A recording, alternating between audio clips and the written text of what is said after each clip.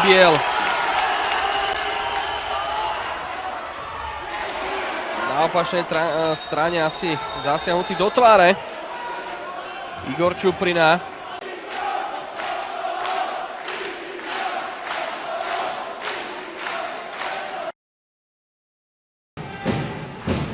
Chudoba.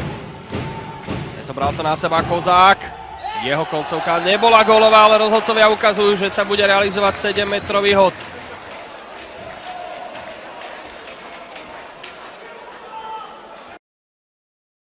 Aktuálne máme 29. minútu a 20. sekundu. Rábeka stiahli. Domáci na palubovku. Prvá vážna kontroverzia na hracej ploche. Základný gól nebol Peter Tumidalský, na ktorého si vyšľapol jeden.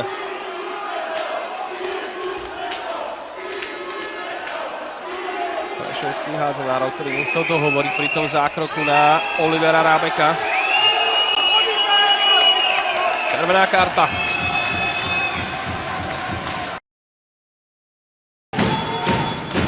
Krok. Rábek.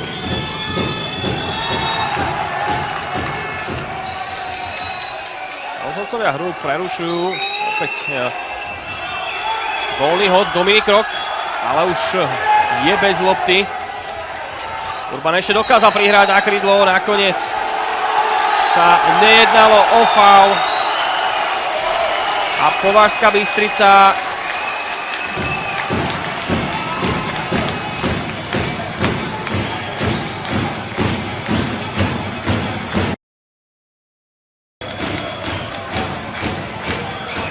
ťažko dokáže zvládnuť Oliver Rábek aj napriek tomu, že to je famózny strelec.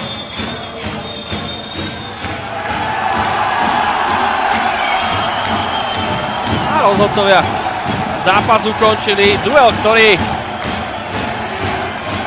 bol určite zaujímavý od začiatku tohto stretnutia. No, Prešovčania majú ťažké srdce na dvojicu rozhodcov.